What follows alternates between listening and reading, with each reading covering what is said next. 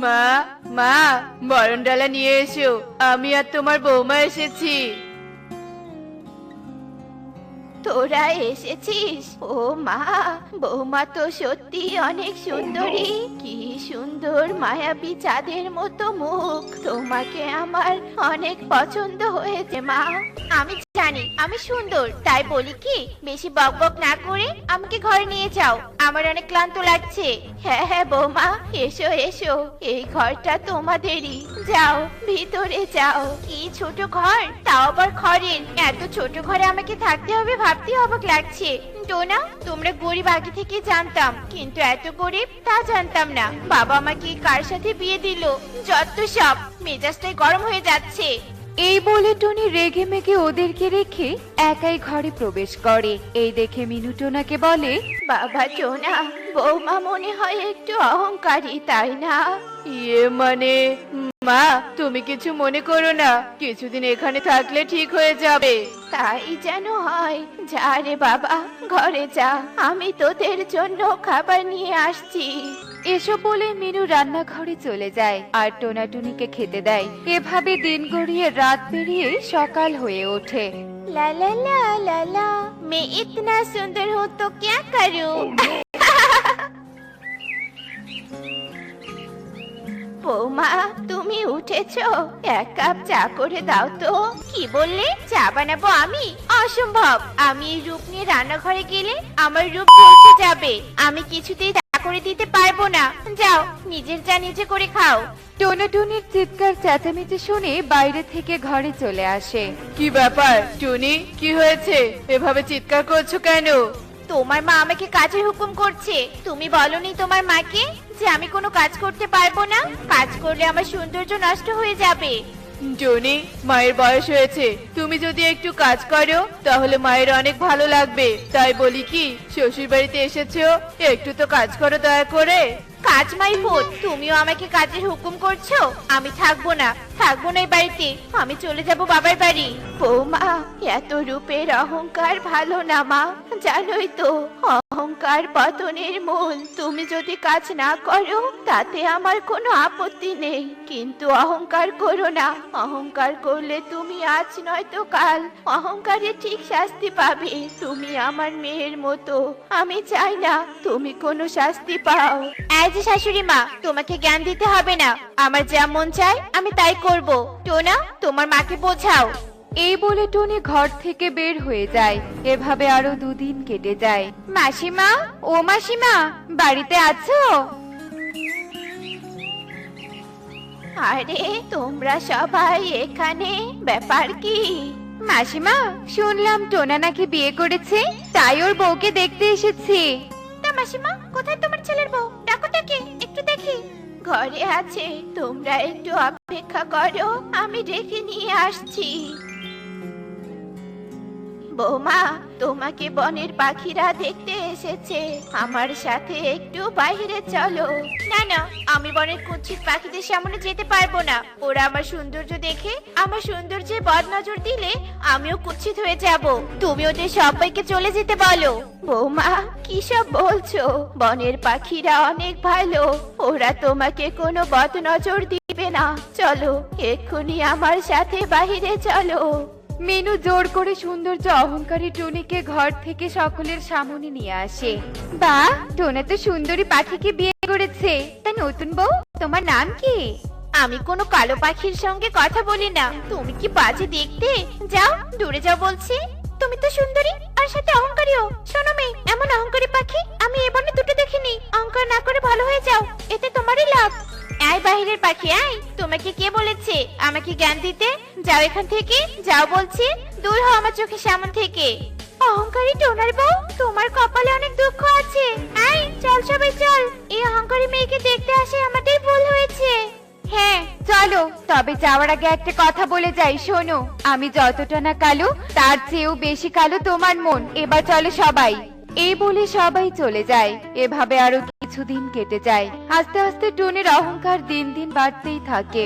Tony, এভাবে সেজে গুজে কোথায় যাচ্ছো?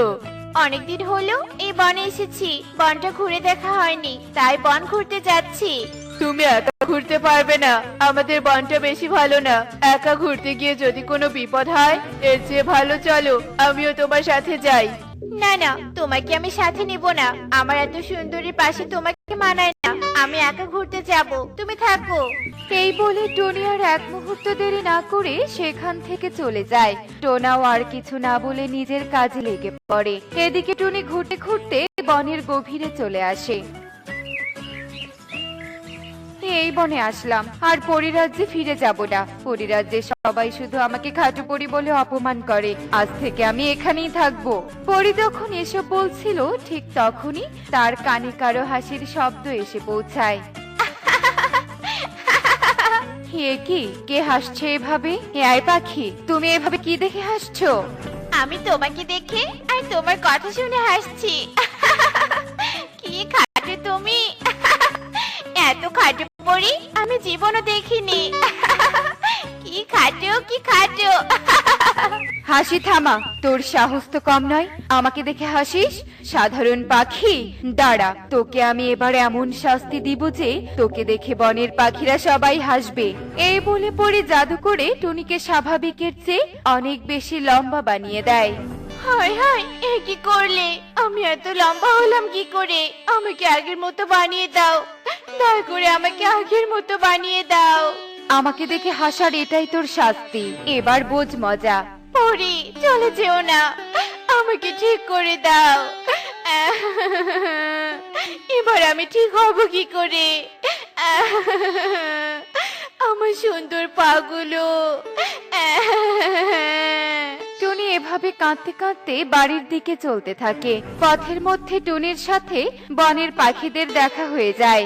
আরে আরে, হে কি, টোনার সুন্দরী বউ, তোমার এই অবস্থা হলো কি করে?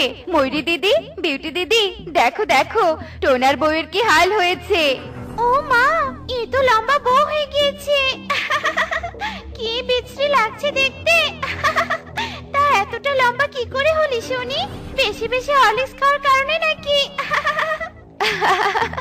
সৌন্দর্যের অহংকারী বউ দেখো আজ কেমন করে কাঁদছে। টুনিকে ওরা সবাই অপমান করতে থাকে। ওদের অপমান সহ্য করতে না পেরে টুনি কাঁদতে কাঁদতে সেখান থেকে বাড়িতে চলে আসে। হায় হায় টুনি, তোমার কি অবস্থা হয়েছে? টোনা, আমি আমার অহংকারের শাস্তি পাচ্ছি। টোনা, অহংকারের শাস্তি পাচ্ছ মানে? কি বলছো? আমি তো তোমার কথা কিছুই বুঝতে পারছি না। তোমার এই অবস্থা কি করে হলো বলো তো শুনি। টোনা, তোমায় আমি সব বলছি। শোনো, আমি যদি তোমাকে নিয়ে ঘুরতে যেতাম তাহলে এমনটা হতো না। বনের সবাই আমাকে দেখে অপমান করছে। আমি আজ বুঝতে পারছি কাউকে অপমান করলে কতটা খারাপ লাগে। আমি তোমার সাথে অনেক খারাপ ব্যবহার করেছি, অনেক অহংকার দেখিয়েছি। তোমরা আমাকে ক্ষমা করে দাও। বৌমা, আজ বুঝছো তো অহংকার পতনের মূল। এই দুনিয়ায় যেই অহংকার করবে সেই তার শাস্তি পাবে। আমি নিজের ভুল নিজে বুঝতে পেরেছি। মা, আমাকে ক্ষমা করে দাও। আমি আর কখনো অহংকার করব না। তুমি যেহেতু নিজের ভুল বুঝতে পেরেছো, তাই ক্ষমা করে দিলাম। আমার এভাবে লম্বা হয়ে থাকতে আর ভালো লাগছে না। আমি কি তবে আর কখনো ঠিক হব না?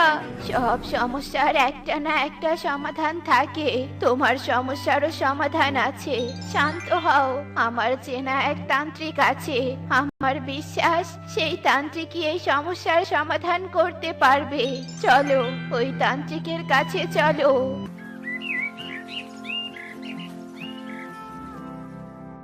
শান্ত হ বৎস, এই সমস্যার সমাধান আমার কাছে আছে। দাঁড়া, আমি এক্ষুনি তোকে ঠিক করে দিচ্ছি। এই বলে তান্ত্রিক তার মন্ত্রপুত জল টুনির গায়ে ছিটিয়ে দেয়, আর টুনি সাথে সাথে আগের মতো স্বাভাবিক হয়ে যায়। তান্ত্রিক বাবা, ধন্যবাদ আপনাকে, অসংখ্য ধন্যবাদ আমাকে ঠিক করে দেওয়ার জন্য। ঠিক আছে বৎস, আর ধন্যবাদ জানাতে হবে না। এবার যা, এবার নির্ভেজাল জীবন কাটা। আচ্ছা ঠিক আছে, আমরা চললাম তান্ত্রিক বাবা। টুনিরা তান্ত্রিকের কাছে বিদায় নিয়ে বাড়িতে চলে আসে। এমনই সব মজার মজার শিক্ষণীয় টুনি পাখির গল্প দেখতে আমাদের সাথেই থেকো। আর গল্পটি কেমন হয়েছে তা কমেন্টে জানাতে ভুলো না কিন্তু। Bye bye. রাজু বৃদ্ধ আর তার ছেলে, ওদের পরিবার ভীষণই গরিব ছিল। প্রতিবার চাষে ক্ষতি হওয়ার কারণে ওরা ভীষণই কষ্টে জীবন কাটাচ্ছিল। কিন্তু এবার ওদের ফসল ওদের পরিশ্রমের জন্য খুব ভালো হয়েছিল। এই ফসলটা তো খুব ভালো হয়েছে বাবা। এসব ওই পরিশ্রমের ফল রে বাবা। দুজনে এই ফসল দেখে খুব খুশি হয়েছিল, কিন্তু এরপর যে বিপদ নেমে আসছিল সেটার ব্যাপারে ওরা কিছুই জানতো না। হঠাৎ করে চারদিকে কালো মেঘ ছেয়ে যায়, জোরে বিদ্যুৎ চমকাতে শুরু করে, খুব জোরে বৃষ্টি শুরু হয়। হে বিধাতা, এ কি রূপ দেখাচ্ছ? এত বৃষ্টিতে তো সমস্ত ফসল জলে ভেসে যাবে। রাজু বৃদ্ধ আর টোনা এটা নিজেদের ভাগ্যের লেখন ভেবে দুঃখে কষ্টে বৃষ্টিতে ভিজতে ভিজতে নিজেদের বাড়ির দিকে এগিয়ে যায়। আর টোনা মন খারাপ করে বসে থাকে। খাবারটা খেয়ে নে বাবা, সৃষ্টিকর্তার উপরে আর কেউ নেই রে বাবা। যা ভাগ্যে লেখা আছে সেটাই হবে, তাকে বদলাতে কেউ পারবে না রে। কেন বদলাতে পারবে না বাবা?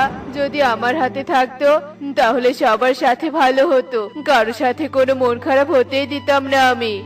আমাদের হাতে কিছুই নেই রে বাবা, চল গিয়ে খাবারটা খেয়ে নেই। বাবা, এবার কি হবে বাবা? আবার পরিশ্রম করব বাবা।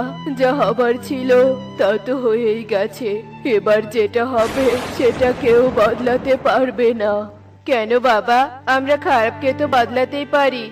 যিনি ভাগ্য লিখেছেন উনি আমাদের থেকে বেশি ভালো জানেন কোনটা ঠিক আর কোনটা ভুল। যদি আমাদের লোকসান আর ক্ষতি করে সব ভালোই হয় তাহলে আমি সেটাকে ভালো বলে মনে করি না। যদি আমি ভাগ্য লিখতাম না তাহলে কারোর কোনো ক্ষতিই হতো না। এ কথা বলে টোনা ও তার বাবা ঘুমিয়ে পড়ে।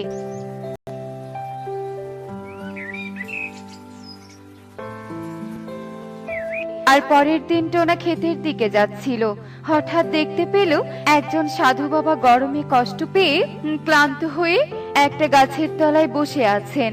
সাধু বাবা টোনাকে দেখে নিজের কাছে ডাকলেন।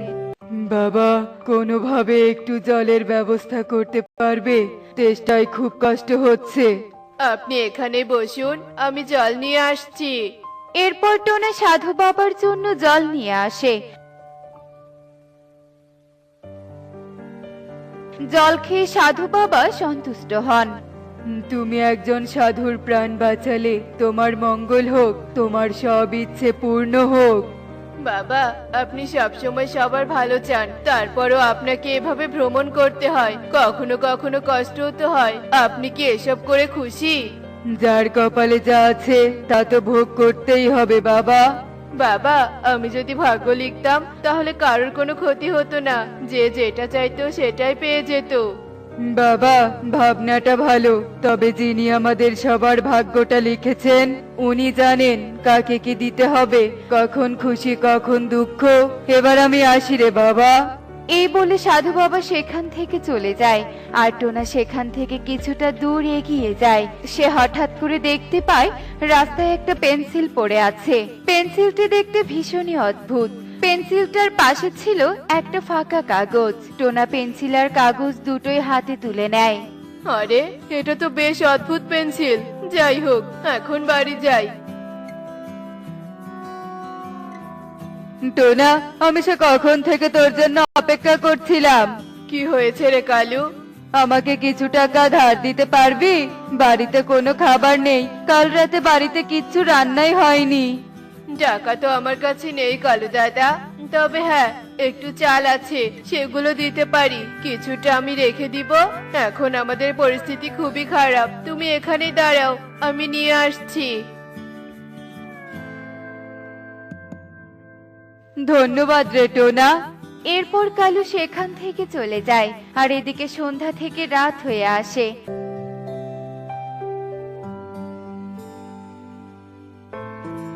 আর টোনা ঘরে বসে থেকে ওই পেন্সিলটাকে দেখছিল। আর হঠাৎ করে ইচ্ছে হয় সে যদি ওই খালি কাগজটার মধ্যে নিজের মনের কথা লেখা যায়। টোনা আর দেরি না করে পেন্সিল দিয়ে ওই খালি কাগজটার উপর লিখতে শুরু করে। কতদিন এভাবে না খেতে পেয়ে দিন কাটাতে হবে?